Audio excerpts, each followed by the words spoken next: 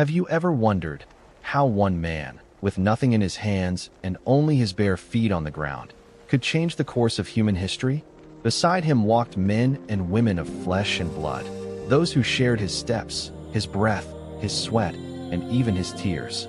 They were not merely followers, they were essential pillars, too far removed from our lives today. Or were they real people whose struggles, choices, failures, and awakenings carry lessons that still matter deeply to us now? Imagine yourself in ancient India. Dusty roads winding between villages, wandering ascetics meditating in deep forests, philosophers debating under the shade of great banyan trees. In that world, a small circle of disciples walked alongside an enlightened one. They were not legendary figures carved out of stone. They were human beings who once felt anger, pride, weakness, and unbearable loss. And yet, they found a path, and together, they became the guardians who carried the Buddha's light forward through time. Ananda, the devoted cousin who remembered every word of the Buddha so that centuries later, we can still hear those teachings. Sariputta, the sharpest mind among the disciples, whose wisdom was like a blade, yet whose humility made him bow to truth itself. Mahakasyapa, the austere ascetic, the one entrusted with the Buddha's robe, who became a symbol of preserving the Dharma. And others, Moggallana, the master of supernatural powers who faced a tragic death, Mahakasyapa, the first woman to step through the door of liberation, or Rahula, the Buddha's young son, who chose to renounce a throne to walk beside his father on the path of renunciation. Behind every name is a story. Stories not only of enlightenment, but of friendship, of loyalty, of inner battles that are strangely familiar even to us today. Have you ever felt so loyal that you gave everything, only to realize there are moments when you are powerless to hold on to those you love? Have you ever had wisdom, yet questioned what it is truly for? Have you ever thought you were too small, too weak to make any difference at all? If so, then you are standing in the same place as those who once walked with the Buddha. In the minutes to come, we will not only hear ancient tales, we will live them. We will feel their pain, their struggles, their thirst for truth, and at last, their awakening. These stories have traveled across centuries, not merely to glorify the past, but to awaken something in the present, something in you. For Buddhism, from its very beginning, was never just the story of one man. It was the story of a community, of countless lives intertwined to carry forward a flame. And today, as you listen, you too are becoming part of that living stream. So let us open the door and step into the world of the Buddha's disciples, into the lives of ordinary people who became extraordinary through devotion, wisdom, and awakening, into stories that belong not only to history, but to you, right here, right now. Are you ready to meet them? Walking beside the Buddha, inspiring tales of his great disciples. Part 1. Introduction, the companions of the Buddha. Before diving into each story, let us pause for a moment and reflect on something deeply human. No great journey in history was ever walked alone. Even the Buddha, the enlightened one, who stood beyond all worldly attachments, chose not to remain isolated in the forests or mountains forever. Around him gathered men and women who shared his steps, his breath, his questions, and his longings. They were more than disciples. They were companions, bridges, and witnesses to the transformation of the world. And so, as we enter this first part of our journey, we will explore the roots of this extraordinary companionship. Why did the Buddha, who had already attained the highest realization, still welcome disciples around him? Why was the creation of the Sangha, the community of monks and nuns, such a pivotal turning point, not only for Buddhism, but for the whole spiritual history of humankind? 1.1 Story. Why did the Buddha need disciples by his side? The birth of the Sangha. In the vast plains of northern India, more than 2,500 years ago, Siddhartha Gautama, the man who would become the Buddha, sat beneath the Bodhi tree and entered into the deepest silence the world had ever known. In that silence, all illusions dissolved. Desire, fear, craving, and ignorance no longer bound him. He awakened. At that moment, it could have ended there. He could have remained forever in the stillness of nirvana, free from the cycle of birth and death, untouched by the world's sorrows. But instead, the Buddha rose.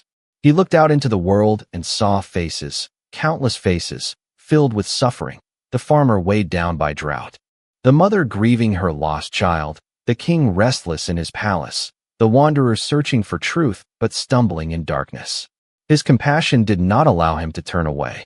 And yet, one man, even an enlightened one, could only walk so many roads, could only speak to so many people in one lifetime. The truth he had realized was vast, and humanity's suffering was endless. Men and women leaving behind possessions, status, and family ties, choosing instead to share robes, food, and silence. They rose before dawn, walked barefoot for alms, recited teachings, and practiced meditation together. What held them together was not fear of punishment or promise of reward, but the shared vision of liberation. And here lies the lesson for us today. The Buddha did not build a religion of one. He built a community where each person became both student and teacher, mirror and companion. He knew that truth blossoms not in isolation, but in relationship. To walk alone is to risk losing the path. To walk together is to be reminded, supported, and carried when one falters. Ananda, the Buddha's devoted cousin, would one day remember every word the master spoke, preserving the teachings for centuries to come. Sariputta, sharp-minded and humble, would guide others with wisdom that pierced like lightning. Mahakasyapa, austere and steady, would preserve the essence of the Dharma after the Buddha's passing. Each disciple embodied a different face of truth, carried away by the wind of time. With disciples, it became a forest, shading countless beings from the heat of suffering. The story of the Sangha reminds us of something profoundly simple, yet often forgotten. No one awakens alone. Even in our own lives, the path of growth is not a solitary climb. We need companions, friends, mentors, and sometimes strangers who appear at the right moment to show us the way. The Buddha's wisdom was vast, but its survival depended on trust, devotion, and the courage of those who chose to walk beside him. And so, when we speak of Buddhism, we do not speak only of the Buddha. We speak of the Sangha. We speak of a living community that has carried the light for over 2 millennia. A reminder that every flame needs another flame to endure. 1. 2. The first days after enlightenment, the 5 ascetics at Deer Park. After 49 days of sitting beneath the Bodhi tree, with unwavering resolve and unshakable stillness, Siddhartha Gautama touched the deepest truth of existence. He became the Buddha, the awakened one. Yet, in that moment of supreme enlightenment, a subtle question stirred within him. Who would be able to understand this profound truth? Who could receive and carry it forward without distorting its essence? The truth he had realized was not something one could explain in a few simple words. It was a direct experience, a transformation of mind and heart that went beyond all worldly reasoning. For a brief while, the Buddha hesitated. He thought of remaining silent, for the Dharma was too deep, too vast, too subtle for ordinary minds to grasp. Yet in the stillness of his meditation, a vision arose. There were people in this world who possessed only a little dust in their eyes. Those who, if given a chance, could awaken. Compassion overcame hesitation. He resolved to share the path, not for his own glory, but so that others might walk out of suffering just as he had. At that time, 5 ascetics came to his mind: Kandana, Baudiya, Vapa Mahanama, and Asaji. They were his former companions, men who had once practiced severe austerities alongside him. They had witnessed his efforts to conquer the body through fasting and pain. But when Siddhartha abandoned those extreme practices to follow the middle way, they had left him in disappointment. To them, he seemed to have given up. They could not imagine that by eating a simple bowl of rice porridge offered by Sujata, Siddhartha was preparing his body and mind for the greatest realization of all. Now, freshly awakened, the Buddha set out to find them. Step by step, he walked the dusty roads of northern India, heading toward the deer park in Sarnath. The sun blazed upon the ancient land, though they did not yet know who he was. When the 5 ascetics first saw him approaching, their hearts were still clouded by resentment. Here comes Siddhartha, the one who abandoned discipline. From this small beginning, the Sangha, the community of monks, was born. 5 ascetics who had once doubted now became the foundation of a movement that would carry the Buddha's teachings across millennia. The story of these 5 ascetics is not just an ancient tale. It is a mirror for us today. How often do we, too, judge prematurely, closing our hearts because we think we know the truth? How often do we dismiss others, not realizing that their path, though different from ours, may lead to a deeper wisdom? The five ascetics remind us that transformation is possible the moment we let go of prejudice. The Buddha did not need grand halls or kings at his side to begin his mission. With only 5 men in a quiet park, he planted the first seeds of Dharma. From there, a tree grew whose shade now covers the whole world. And perhaps the most profound lesson is this: great change often begins in the smallest of circles, with a handful of people willing to listen, to question, and to open their hearts. And so, from the silence of the deer park, a wheel began to turn. A wheel that has never ceased turning since, reaching across continents and centuries, into our very lives today. Part 2. Ananda, the most faithful disciple.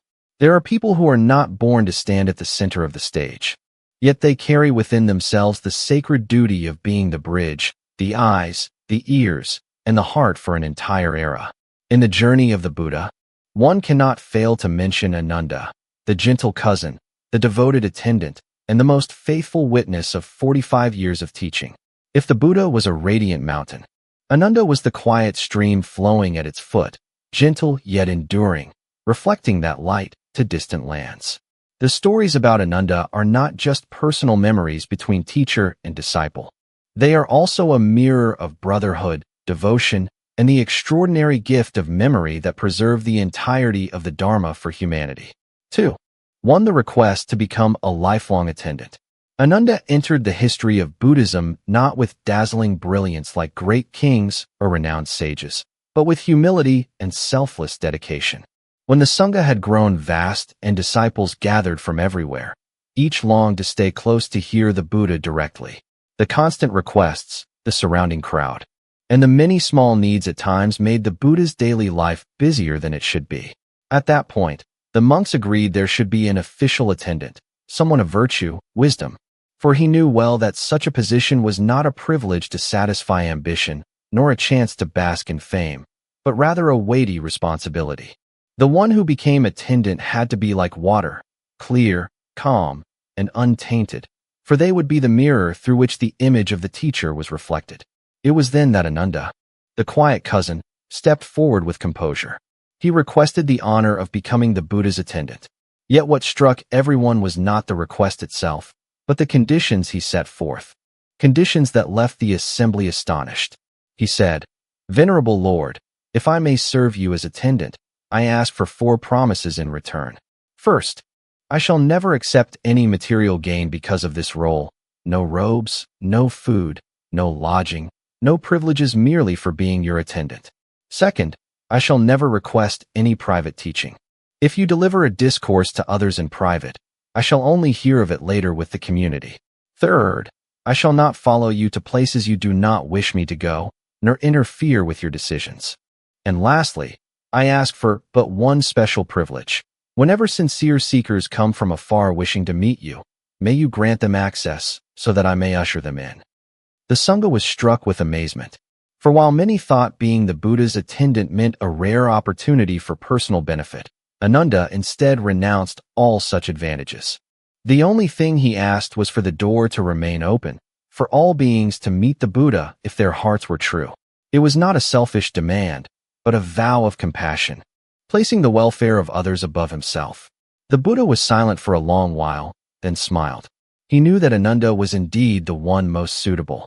For within Ananda, the one who remembered every word with perfect clarity, his ears became the ears of humanity, his eyes became the eyes of future generations. Without Ananda, much of the Buddha's words might have vanished into silence, for it was he who memorized them and later recited them during the great councils that compiled the scriptures. In our modern world, where so many strive to climb higher and stand out, the example of Ananda reminds us that sometimes true greatness is found in quiet dedication. And from that humble request blossomed a unique relationship between teacher and disciple.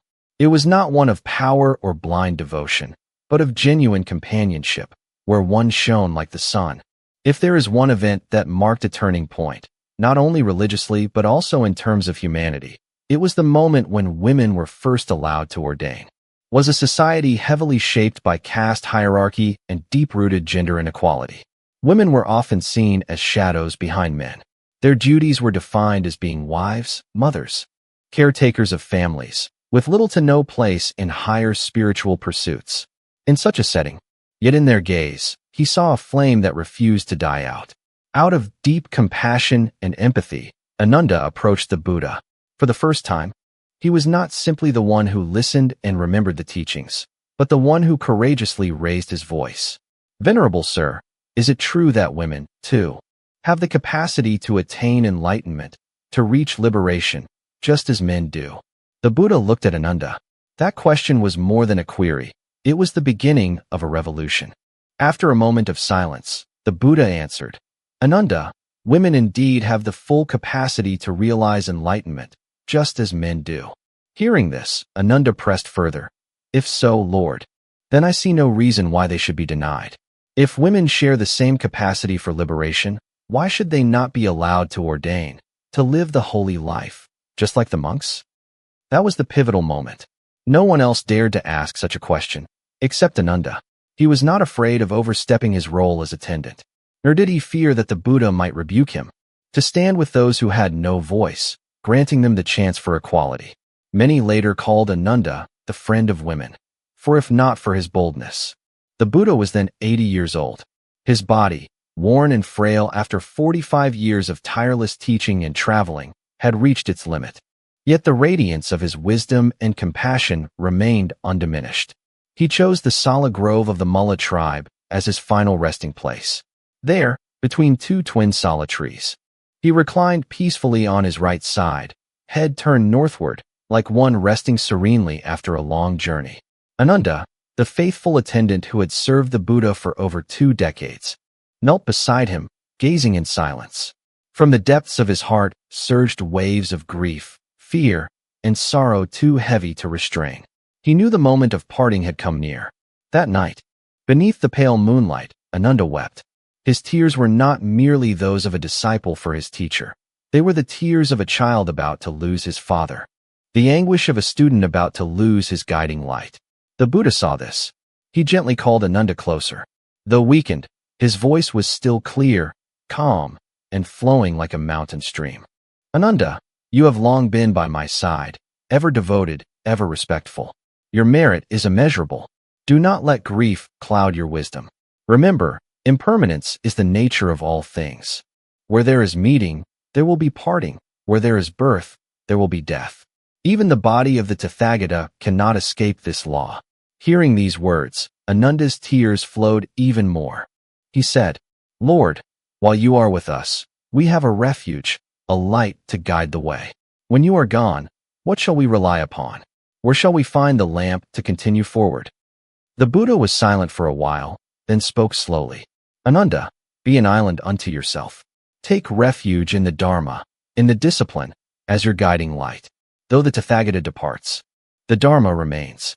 Let it be your teacher, your eternal refuge." These words would later be remembered as one of the Buddha's most sacred final instructions.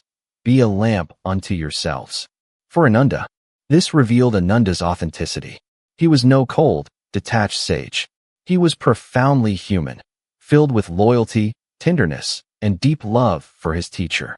Thus, Ananda's tears were not weakness, but a symbol of humanity. They showed that even in the presence of wisdom, the heart still needs love.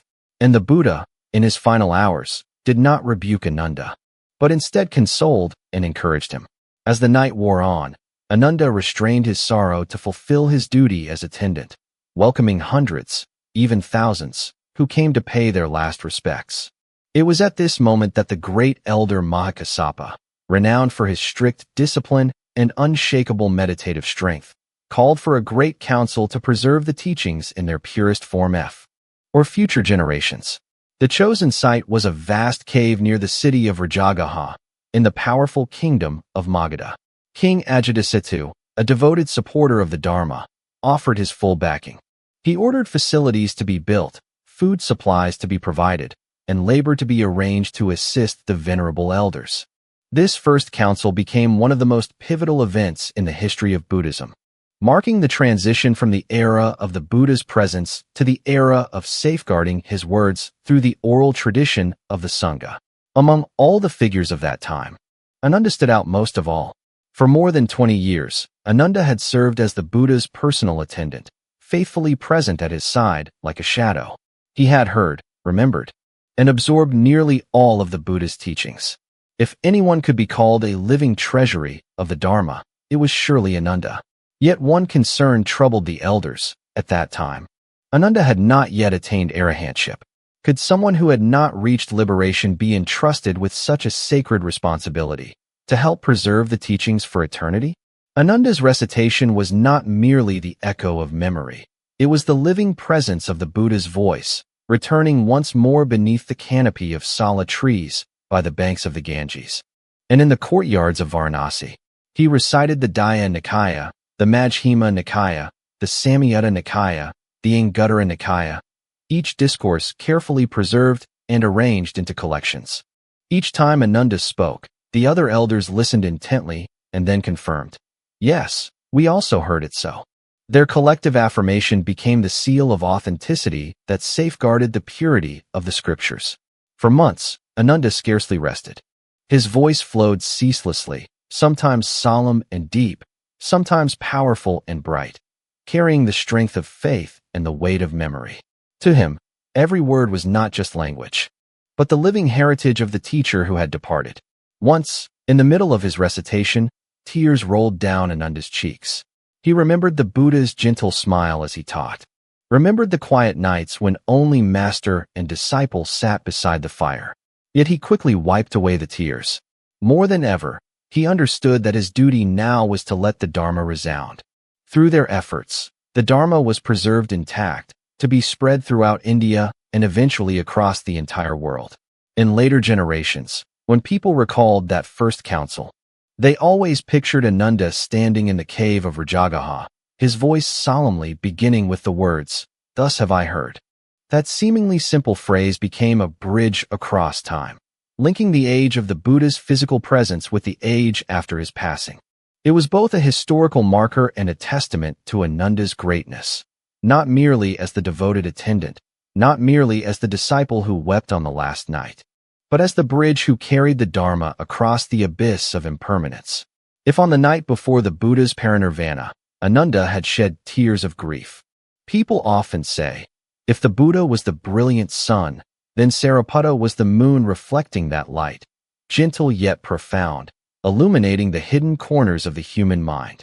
The stories about Sariputta are not only about his unmatched intellect, but also about his humility, compassion, and a lifelong journey of seeking truth that began with a seemingly ordinary encounter. That encounter, however, would shape the destiny of his entire life, the meeting with the monk Assaji. 3. 1. The encounter that changed a lifetime. When Sariputta heard the teaching from Assaji. In the 5th century BCE, in Magadha, a land flourishing with philosophy and religious debates, two young men were widely admired for their intellect and skills in argumentation. Upatissa and Kalita, meaning the son of Sari, showed extraordinary abilities, sharp memory, deep analytical thinking, and, above all, an insatiable yearning for ultimate truth. Kalita, who would later become the great disciple Moggallana, shared the same burning quest. The two became inseparable companions, wandering together in search of the path to liberation. They studied under many respected teachers, listened to countless doctrines, and joined many heated debates. Yet, each time they left unsatisfied, their minds still haunted by an inner emptiness. One day, while attending a grand festival in Rajagaha, amidst the dazzling lights and boisterous music, both suddenly felt a wave of futility. The revelry around them seemed hollow, fleeting. They slipped away from the crowd, walking in silence while their hearts brimmed with a shared melancholy. Looking at each other, they realized they shared the same resolve. Life is too short to waste on empty pleasures. We must find the true path of liberation. They pledged that whoever discovered the truth first would return to guide the other. Not long after, Sariputta wandered alone through the bustling streets of Rajagaha. His mind was restless, yet his heart quietly searching. Then he saw him, a monk walking calmly with his alms bowl. His steps were graceful, steady, unhurried. His eyes serene, his posture dignified. Every movement radiated an otherworldly tranquility. This was Assaji, one of the Buddha's first 5 disciples. Known not for eloquence, but for his humility and quiet purity. Captivated, Sariputta followed him, thinking, "Here is one who walks the world so serenely. Surely he holds the key to a higher teaching." Overcome with respect, he approached and asked, "Venerable sir, your presence is so serene, your bearing so composed. Who is your teacher, and what doctrine have you learned?" Sariputta attained the first stage of enlightenment, stream entry, sotapanna. His heart overflowed with joy. He bowed deeply to Assaji and rushed back to find Kalita. Seeing his friend, he exclaimed. From his encounter with Assaji began Sariputta's great journey, one that would make him forever remembered as the foremost in wisdom among the Buddha's disciples. 3. But beyond all titles and honors lay a deep connection of heart and spirit, an inseparable companionship in their shared quest for liberation. Their friendship has been celebrated for centuries, standing as a symbol of loyalty, trust, and shared commitment to the path of truth. Sariputta, born as Upatissa, and Moggallana, born as Kalita, grew up in neighboring villages near the great city of Rajagaha. Both came from noble Brahmin families, possessing sharp intellects and strong characters. From their youth, they encountered one another during a grand festival and immediately recognized a resonance in their spirits. From then on, they became inseparable companions, bound by a mutual yearning to seek the ultimate truth beyond the dogmas of their time. As young men, they wandered together, exploring various schools of philosophy and ascetic practices. They listened, debated, and learned, only to depart again, unsatisfied, for no teaching they encountered quenched their inner thirst. What sustained them on this long journey was a solemn pact they made. Whoever finds the true path first must return and show it to the other. When Sariputta met the monk Assaji and heard the concise verse on dependent origination, wisdom dawned in him like sunlight breaking the night. Yet even in that moment of awakening, his joy was incomplete without Moggallana. He hurried back, his eyes radiant. Hand in hand, they sought out the Buddha, and both took refuge, entering the monastic life at the master's feet. From then on, Sariputta and Moggallana became the twin pillars of the Sangha. They were like 2 rivers flowing toward the same ocean, different in nature, yet complementing one another perfectly. Sariputta, with his razor-sharp intellect, could analyze the Dharma with clarity, making the most profound teachings accessible. Moggallana, on the other hand, immersed himself in the depths of meditation, cultivating extraordinary spiritual powers.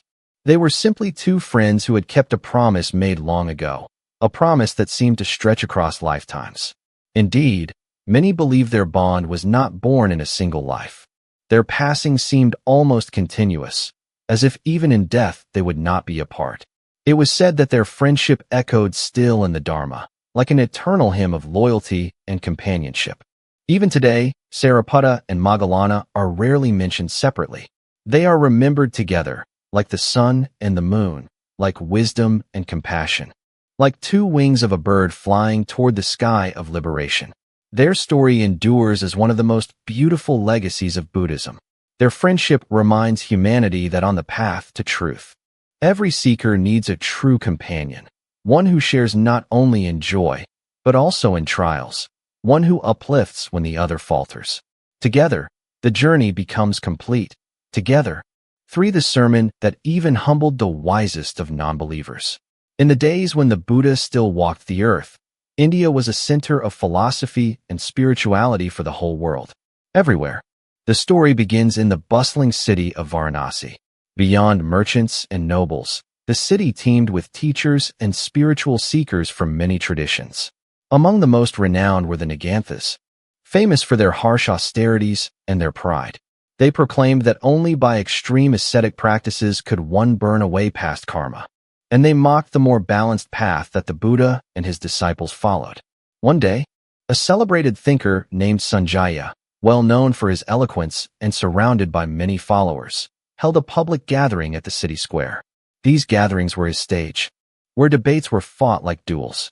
That day, Sariputta arrived with a few monks, and soon the whispers spread. Today, the sharpest mind of the Buddhists will face the sharpest mind of the ascetics. Who will prevail? Sanjaya began with confidence, his voice carrying through the square. They say you follow the monk Gautama.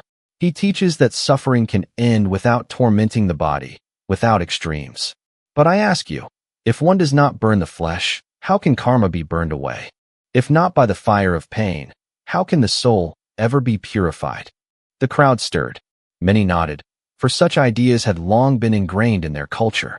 They waited eagerly to see how Sariputta, the Buddha's wisest disciple, would answer. Sariputta stood calm, his gaze serene. He let silence linger, then spoke in a steady, resonant tone.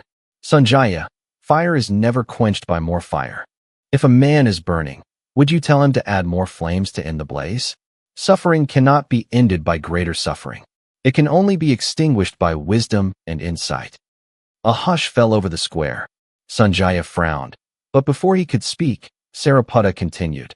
People suffer because of ignorance, because of clinging. Asceticism may break the body, but ignorance remains untouched. The root of suffering lies not in the flesh, but in the mind.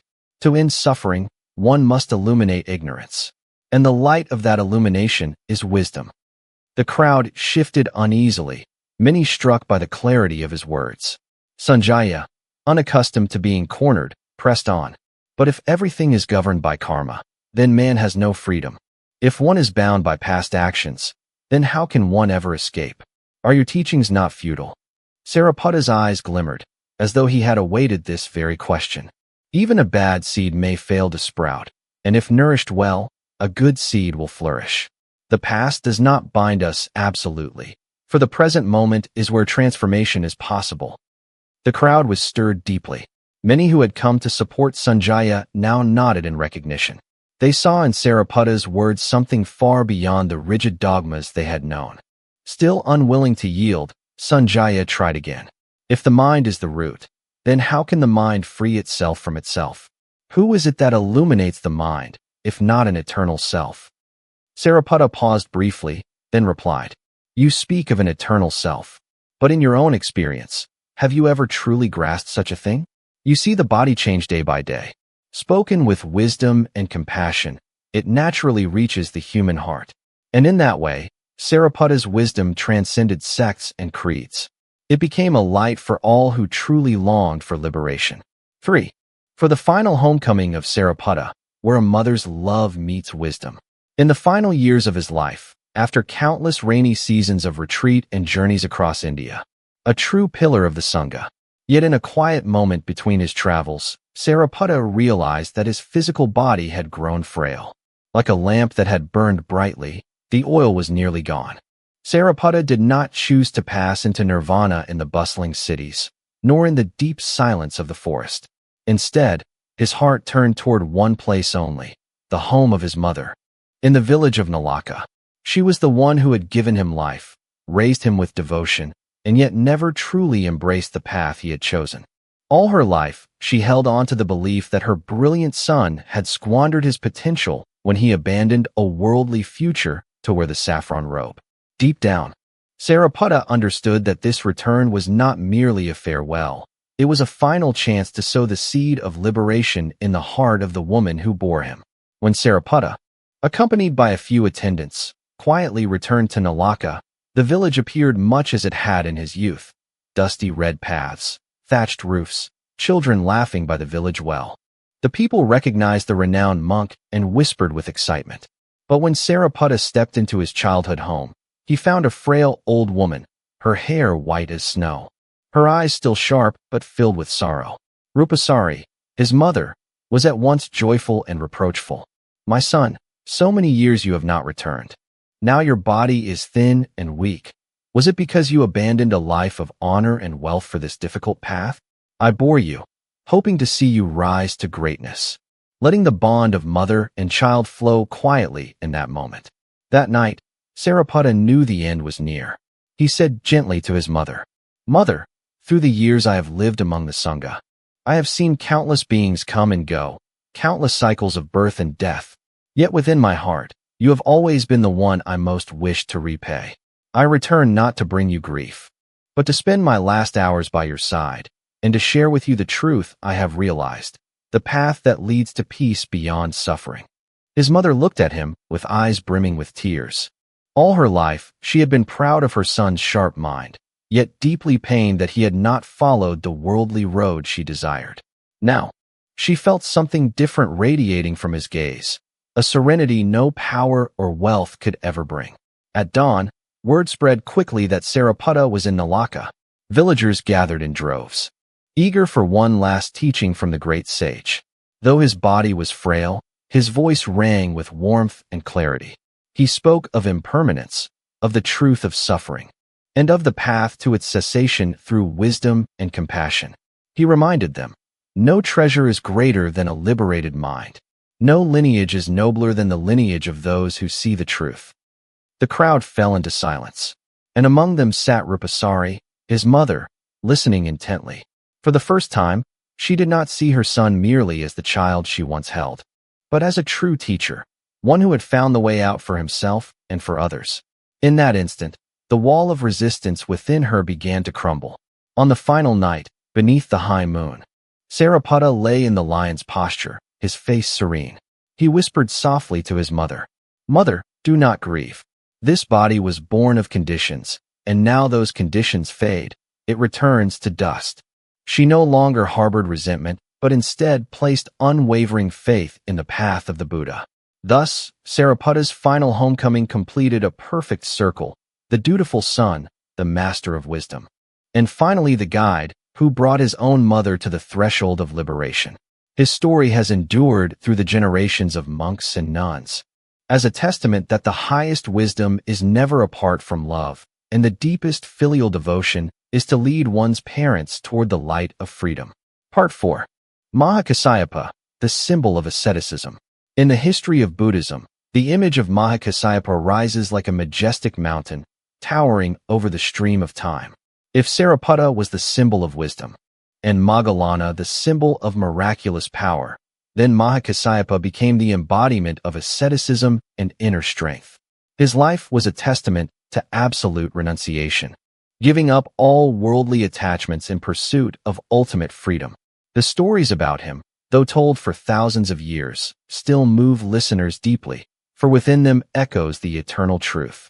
True happiness does not come from indulgence, but from the power of letting go. 4.1 Story: Renouncing a life of wealth to embrace asceticism. In a prosperous region of the Magadha kingdom, powerful and respected, owned vast lands, gold, silver, and jewels beyond measure. The mansion where he grew up was like another world entirely, walls adorned with gold, endless feasts. Why could all the riches of his family not erase even a fragment of the world's sorrow? His parents, filled with hope, prepared for him a life of worldly perfection, a beautiful wife, a happy family, and whispered to his new bride, "Do you feel it too? All of this, wealth, beauty, power, are but a dream that will surely fade." At first, she was startled, but gradually, one moonlit night, the couple made a decision. They would abandon everything: palace, gold, status, and fame. They would walk away from it all and embrace a life of renunciation, seeking the path to true liberation. At dawn, wearing simple robes, they left behind the life most could only dream of. They bid farewell to parents, to their family, to a future of worldly greatness. He immediately requested ordination, and from that moment became one of the Buddha's most eminent disciples. What earned him deep respect was not only his wisdom, but his unwavering ascetic spirit. Even as a senior elder of the Sangha, he remained austere, wearing patched robes, eating plain food, and sleeping beneath trees. He refused any privilege, believing that liberation could only be attained through complete renunciation. It is said that once, on Vulture Peak, the Buddha silently held up a flower. All the disciples were puzzled, not knowing the meaning. Only Mahakasyapa smiled. That smile became legendary. It was the sign that he had grasped the Buddha's wordless transmission, becoming the first patriarch of the Zen tradition. And it all began with that fateful moment, when a young man, standing before palaces glittering with gold and the promise of limitless power, chose to abandon it all for the life of an ascetic.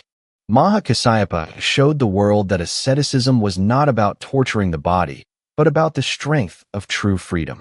When one can give up even the most treasured things of the world, only then can one touch the priceless treasure of the spirit. His story continues to resonate today, reminding us that wealth, power, beauty, all will fade. Only the path of renunciation and the search for truth can lead us to genuine liberation. 4.2 Story. The blossom was small yet pure, radiating a subtle fragrance under the morning sun. Thousands of eyes followed it, yet all fell into confusion. They expected verses, deep explanations. The words struck like thunder in a clear sky. None had imagined that the transmission of Dharma would unfold not through lengthy discourses, but through a flower and a smile. From then on, Mahakasyapa was regarded as the first patriarch of Zen, the one who received the robe and bowl, symbols of mind-to-mind transmission. After that teaching, the Buddha formally entrusted his patched robe and alms bowl to Mahakasyapa. They were not mere objects, but symbols of continuity, living proof that the master had found a disciple capable of carrying the flame of the Dharma. Mahakasyapa did not accept them as gifts, but as a solemn responsibility, a sacred burden. It is said that after the Buddha's passing, Mahakasyapa presided over the first Buddhist council. Together with great disciples like Ananda, Upali, and Moggallana, he recited and organized the teachings so that they could be preserved for future generations. Without his steadiness and authority, the Buddha's words might never have been systematically preserved and transmitted so strongly across centuries. Yet the story of the robe and bowl is not just about historical succession. It carries a profound symbolism. The flower represents life and truth, simple and pure, but often made complicated by human minds. Mahakasyapa's smile represents direct awakening, beyond words and concepts. The robe and bowl represent the unbroken transmission, from master to disciple, from generation to generation. From an international perspective, many Western scholars regard this event as the starting point of Zen Buddhism. While other schools emphasize scriptures and philosophy, Zen emphasizes direct realization, the living experience of the present. And all of that began with Mahakasyapa's smile. What makes this story truly unique is the Buddha's silence. He did not expound, explain, or argue. For sometimes, words are barriers that obscure truth.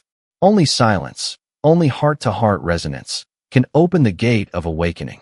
And Mahakasyapa stepped through that gate with a smile, simple, yet infinite. From the day he received the robe and bowl, Mahakasyapa lived even more austerely. He saw this as a way to preserve the purity of the Dharma. He walked barefoot, wore patch garments, ate only the simplest food, and accepted only what was necessary. His integrity commanded respect among the disciples, enabling him to hold the community together after the Buddha's departure. Today, when people remember Mahakasyapa, they recall an austere disciple, an eternal smile, and the robe and bowl of transmission. These symbols have gone far beyond ancient India, becoming a spiritual heritage for all of humanity. For, at its core, the story reminds us, truth is not in books or words, but in the living reality of our own mind. When we let go of discriminating thought and open ourselves to the present moment, Mahakasyapa's smile blooms again within us, beyond all time and space. Thus, was no longer physically present among them. The pain of this loss struck like a great storm, shaking even those monks who seemed the most unshakable. And in the midst of that turmoil, one figure rose with extraordinary resolve to safeguard the unity of the Sangha, to ensure that the lamp of Dharma would not be extinguished in the long night ahead. That figure was Mahakasyapa. In ancient India, the spiritual landscape was teeming with schools of philosophy and rival religious traditions. When the news spread that the Buddha had entered parinirvana, many outsiders predicted that his teaching would soon dissolve, for there was no longer a living master to guide it. Even within the community, doubts arose. Mahakasyapa saw the danger with piercing clarity. Unless the teachings were gathered and reaffirmed immediately, the Dharma would quickly fade away, perhaps within only a few generations. It is said that right after the cremation of the Buddha's body, Mahakasyapa summoned the elder disciples who had lived closest to the teacher, urging them to come together to preserve his words. He knew this would not be just an act of remembrance, but a decisive moment for the very survival of the Sangha. Thus, the first council was convened in the Saptaparni cave near Rajagaha, under the patronage of King Ajatasattu. The setting was solemn and austere. Deep within the stillness of the mountain caves, 500 arahants gathered. There was no pageantry, no lavish ritual. Only the dim glow of oil lamps flickering against stone walls, and the noble presence of hundreds of enlightened monks seated in silence. At the center sat Mahakasyapa, unmoving as a mountain. His gaze steady, his voice firm, yet imbued with compassion. During the council, Mahakasyapa assigned roles with precision. Ananda, the Buddha's attendant, was asked to recite all the discourses he had memorized through years of devoted service, his extraordinary memory serving as the living repository of the Dharma. Upali, renowned for his mastery of the Vinaya, was entrusted with the recitation of the disciplinary code. Mahakasyapa listened carefully, examined, and confirmed the accuracy of each word, ensuring that nothing was altered, added, or lost. Not everyone agreed at first. Some younger monks proposed that certain rules might be relaxed to make the practice more adaptable to society. Mahakasyapa firmly resisted. The Vinaya is the lifeblood of the Sangha, he declared. If even the smallest crack is allowed, the flame of the Dharma will one day be extinguished. His words echoed through the cave like a great bell, silencing the assembly into deep reflection. One account tells of a monk who approached Mahakasyapa, urging him to abolish some of the stricter rules. But Mahakasyapa simply looked at him with deep compassion and replied, "It is precisely because of these rules that we sit here today in purity. Without them, we would soon be no different from ordinary men wearing the robes of monks, hollow, with no Dharma within." His firmness was not born of rigidity, but of wisdom. Many believe that it was thanks to his leadership that the entire body of the Tripitaka, the discourses, and the Vinaya was systematized, transmitted, and preserved down to the present day. Many Western scholars compare Mahakasyapa to a guardian of the Constitution. He did not invent new doctrines, nor did he seek to reformulate the Buddha's message. His mission was protection, protecting the Dharma from distortion by safeguarding its original purity.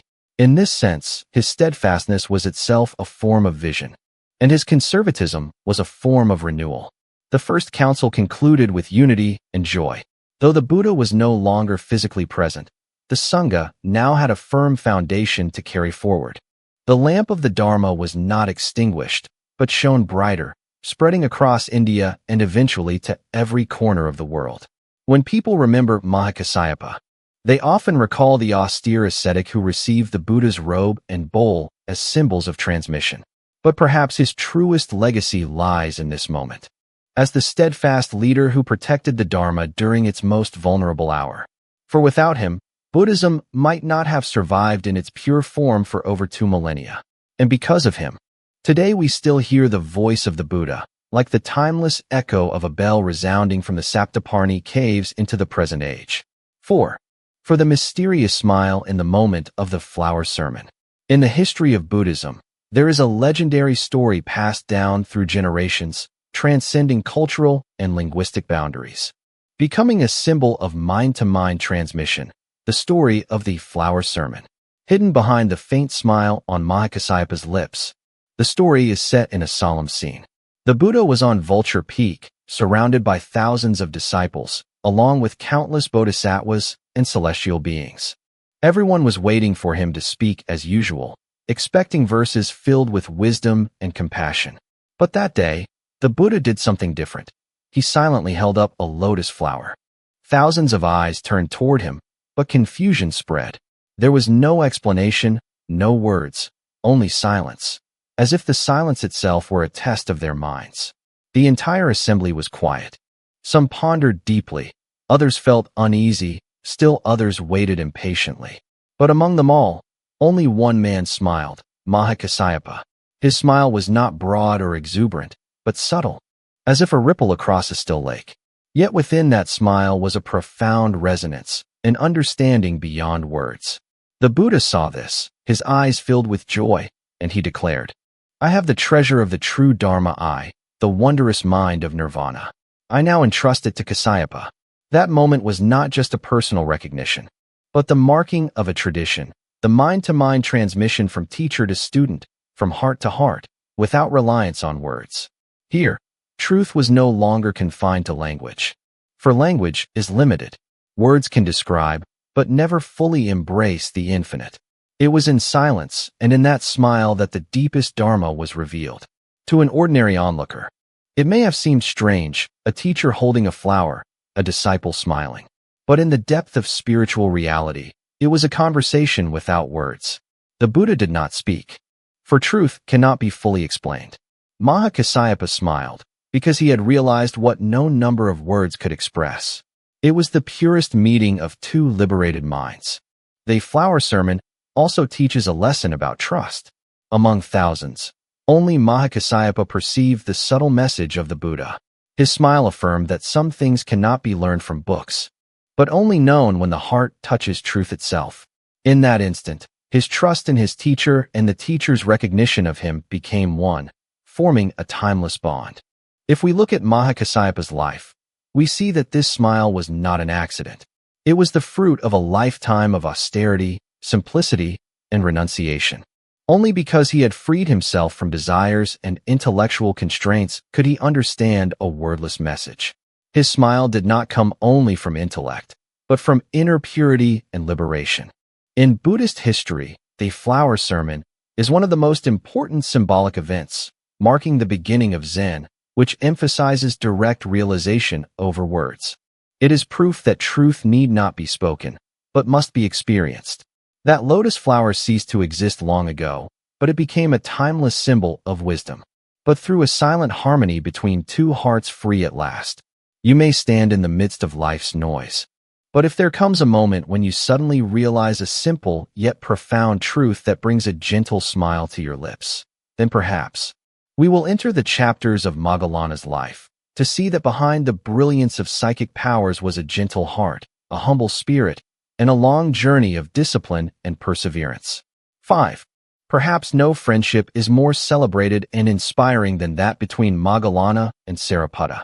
Both were born in the same village in the land of Magadha, a flourishing kingdom at the time, where various schools of philosophy and religion thrived. They came from the learned Brahmin class, well-versed in the Vedas, and masters of reasoning and philosophical debate. From a young age, both stood out with their intelligence and an unquenchable thirst for truth. Yet, the more they grew, the more they felt that the knowledge they had acquired was not the ultimate path. Approaching him, Sariputta inquired about his teacher's doctrine. Assaji humbly admitted that he was still a learner, but he recited a simple verse. All things arise from a cause, and from a cause they pass away. The Tathagata has explained this truth. The great sage has taught it so. Just hearing this, Sariputta's mind opened. He instantly realized the truth of dependent origination, that all phenomena arise not from themselves, but from conditions. When the conditions cease, they vanish. In that moment, he knew he had found the path he had long sought. Without delay, he went to Moggallana to share what he had heard. Upon listening to the verse, Moggallana too was struck with awakening. He felt a clarity and simplicity in those words that none of the sophisticated philosophies had ever provided. Together, they resolved to seek an audience with the Buddha. That encounter changed the course of their lives. When they came before the Buddha, he immediately recognized their extraordinary potential. With compassion and wisdom, no longer wanderers in search of truth, they became the Buddha's two chief disciples, pillars of his Sangha. The Buddha likened them to two great gates protecting the Dharma hall, Sariputta with his unrivaled wisdom, and Moggallana with his supreme supernatural powers. Though famed for his miraculous abilities, flying through the air, visiting heavens and hells to guide beings, Moggallana remained humble, never boastful. His loyalty to the Buddha was unwavering, but one often illuminated by the presence of a true friend. 5.2 When Moggallana used supernatural powers to rescue his disciples from danger. In the history of Buddhism, whenever Moggallana is mentioned, people immediately recall his title as foremost in supernatural powers. Yet those powers were never for display or pride. They were skillful means to save beings. One sect near the outskirts of Rajagaha harbored open resentment against the Sangha. They not only ridiculed and debated the monks, but secretly sought ways to bring them harm. One day, a group of young monks went on alms round in a village near the great bamboo grove, Veljavana. The villagers there held deep devotion toward the Buddha and his Sangha, and they offered food with reverence. This only stoked the jealousy of the rival sect. They plotted among themselves. Let us wait until the monks return along the forest path. We shall ambush them and frighten them into leaving this place. That afternoon, as the young monks made their way back, they were suddenly surrounded by a band of men wielding sticks, their demeanor fierce and threatening. Though the monks kept their composure, their hearts trembled, for they were outnumbered and defenseless. In that moment of impending danger, one of them silently turned his mind toward his teacher, Moggallana, the elder renowned for perceiving distant events through his meditative powers. At that very moment, Moggallana's eyes held no anger, but neither did they yield. As he raised his hand, his body emitted a brilliant light that illuminated the darkening forest path at dusk. Supernatural powers can save you in moments like these, but they are not your true refuge. The true refuge lies in virtue, in concentration, and in wisdom. The story spread throughout the Sangha as a living testimony to Moggallana's compassion and wisdom. He had not used his powers for self-display, nor to seek revenge, but to protect the monks and to plant a seed of reflection in the hearts of the misguided. Later, when asked why he did not use his powers to completely vanquish the hostile sect, Moggallana only smiled. If one answers violence with violence, hatred will never cease. Only the light of compassion and wisdom can dissolve the darkness of ignorance. This remains a timeless lesson. In life, we cannot avoid envy, hostility, or harm from others. But the true measure is not in striking back, but in keeping the mind clear, using wisdom to navigate danger, and, when possible, guiding the other to see the error of their ways. The image of Moggallana appearing at the right moment, rescuing his disciples, then gently admonishing their aggressors, is a powerful symbol of the Buddhist spirit. It shows that true strength does not lie in force or power, but in mastering the mind, transforming hatred, and spreading peace wherever one stands. Though over 2 millennia have passed, the story still resounds with meaning. It is not merely a tale of a saintly disciple and his supernatural powers. It is a reminder to us all: in danger, do not let fear rule. When harmed, do not harbor vengeance. And when possessing strength, use it to protect and to serve, not to boast. Thus, the image of Moggallana in this story is not a distant legend, but a living example for all who walk the path of awakening. 5. 3. Moggallana's journey into the realm of hungry ghosts, when karma reveals itself. Among the many stories that left a deep impression about Moggallana, the foremost disciple in miraculous powers of T. He Buddha, perhaps the most haunting are those when he used his divine vision to witness karmic retributions in the realm of hungry ghosts. The visions he recounted not only sent shivers through the disciples, but also became a profound reminder. Karma does not vanish with the body's death. It follows beings relentlessly, leading them into the darkest realms if they fail to transform themselves. One afternoon in the forest near Rajagaha, as the last rays of sunlight faded through the thick canopy, Moggallana emerged from meditation with a mind still and clear as a calm lake. Yet, within that stillness, he suddenly felt an overwhelming wave of suffering pressing into his consciousness. It was not his own emotion, but vibrations from another realm, a place where misery had condensed into an unmistakable presence. He closed his eyes, activating his divine vision, and in an instant, the scene before him shifted. He found himself in a bleak, desolate space, without sunlight, without birdsong. There stood twisted figures, gaunt and frail, bodies deformed with bloated bellies and throats as thin as needles. They were the hungry ghosts, beings condemned to eternal hunger and thirst. Some tried to scoop a handful of water from a murky stream, but as it touched their lips it transformed into burning embers, scorching their throats. Others chased after the illusion of bread, only for it to crumble into ash in their hands. Still others wandered endlessly in the darkness, weeping, but their cries never reached a single ear. Venturing deeper, Moggallana recognized among them merchants who had once been wealthy, hoarding riches their whole lives without ever practicing generosity. Their greed had now condemned them to insatiable hunger. There were also former leaders, whose harsh, venomous words once humiliated others. Now their mouths were swollen, spewing flames, each cry of anguish intensifying their torment. Among these faces, only virtuous deeds are true companions after death. The story shook not only the monks, but also the lay followers in Rajagaha. From then on, they gave alms more generously, nurtured compassion, and guarded their speech. They realized that no one can escape the law of cause and effect. Especially among those who once believed wealth guaranteed happiness, the tale struck hard. They finally understood. Wealth cannot protect against karma. Power cannot alter rebirth. Only compassion and wisdom illuminate the path beyond the darkness of karmic bondage.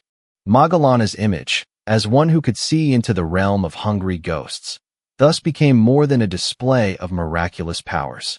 It was a mirror reflecting the fate of beings.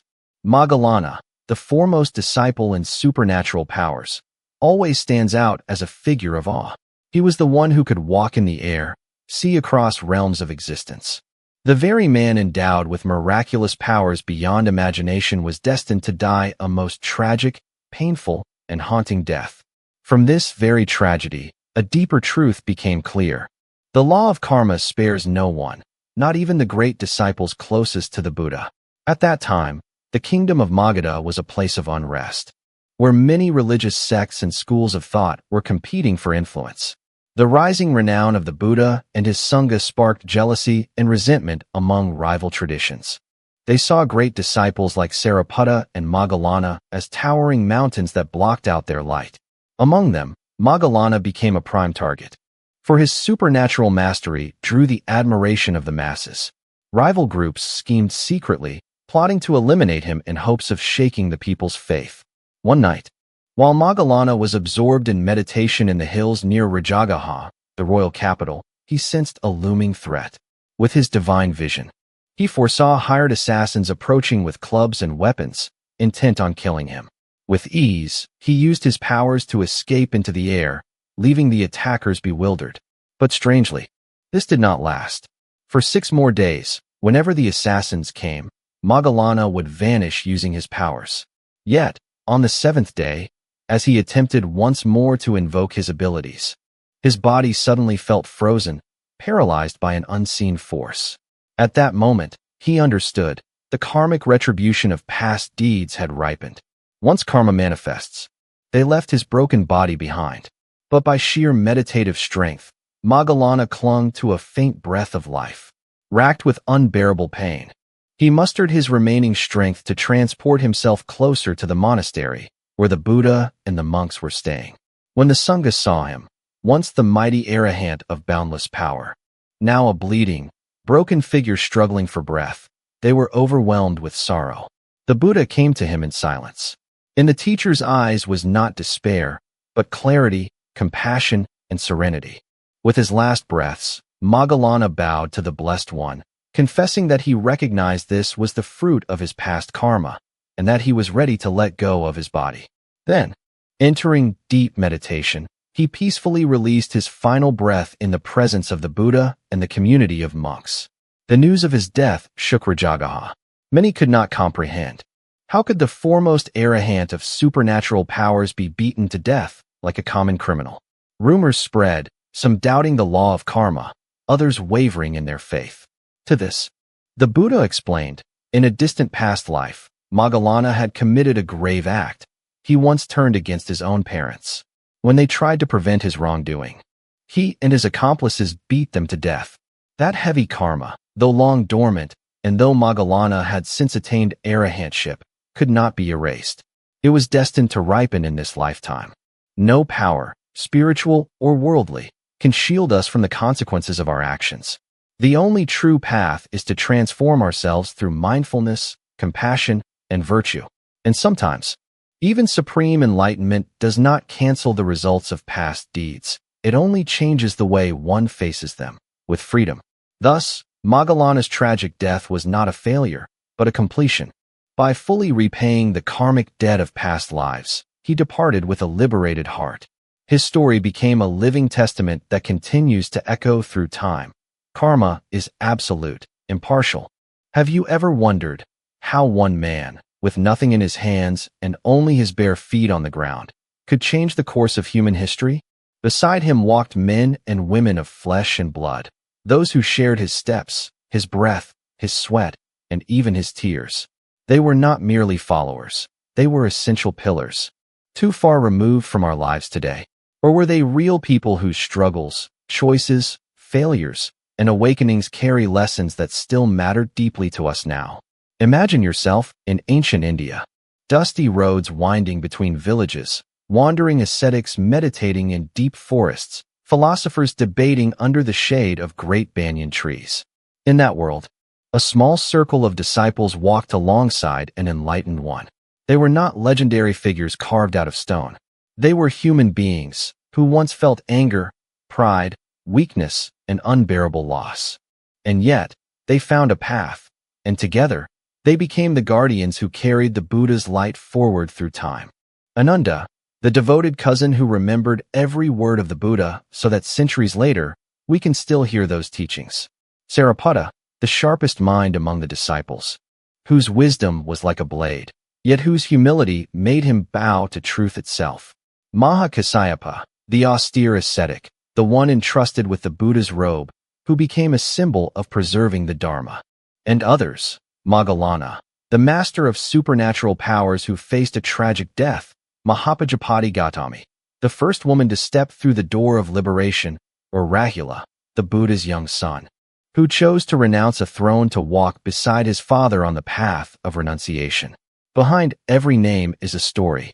Stories not only of enlightenment, but of friendship, of loyalty, of inner battles that are strangely familiar even to us today. Have you ever felt so loyal that you gave everything, only to realize there are moments when you are powerless to hold on to those you love? Have you ever had wisdom, yet questioned what it is truly for? Have you ever thought you were too small, too weak to make any difference at all? If so, then you are standing in the same place as those who once walked with the Buddha. In the minutes to come,